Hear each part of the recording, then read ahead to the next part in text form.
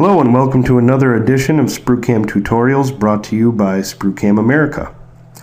In this tutorial we are going to follow up with our last tutorial, which was a waterline roughing operation, and we're going to do a waterline finishing operation. So we're going to look at our results of our roughing, and then let's look at our model one more time. We have a lot more to do, many more tutorials. And we're going to go back to our machining tab. We can see all the tool paths that were down for roughing. And we are going to pick, now we're going to create a finishing waterline. And right away we're just going to double click finishing waterline and pick our tool, which we want to be our 1/4 inch finish end mill. We'll click OK, and let's run this right away. And we can see that it still wants to go all the way down, so we're going to have to tell it that parameter. It looks like it's taking a lot of depths of cut, so I don't think we need to take so many. So we're going to change some things. We'll double click again in finishing waterline. We like our tool, we'll go to feeds and speeds. Now we determine that this is going to be like a plastic practice block, so we're going to make our spindle speed 5,000 RPMs and our feed rate 45, which is half of what the feed rate was for the roughing. And we'll go and look at lead in and lead out. We'll put our safe level at 50 thousandths.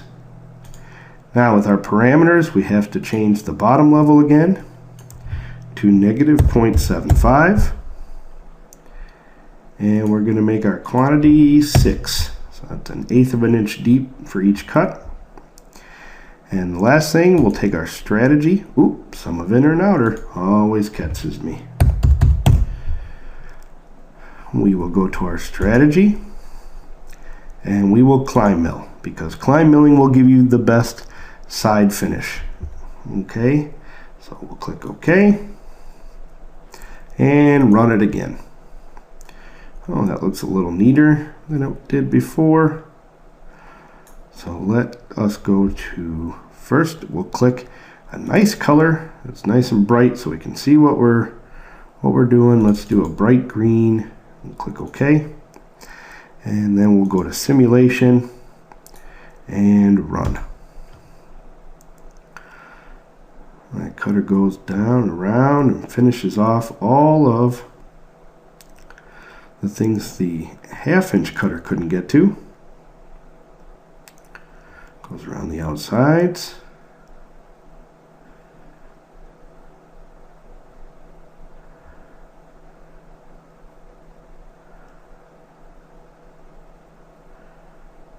Almost done.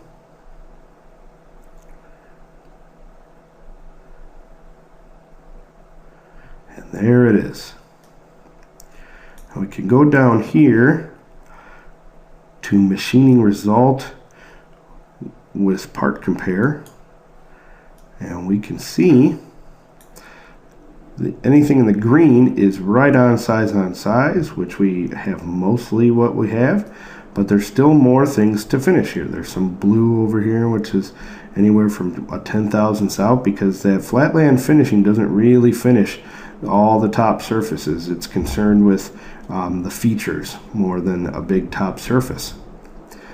So on our next tutorial we are going to use flatland finishing to finish all the flats that are in here. So I'll finish the top of these parts, this part in here, and give us a good start so that we can maybe drill some holes. We're going to have to mill out this section in here and then do some chamfering. So until the next time, this has been beginning tutorial number 6. I hope you enjoyed it.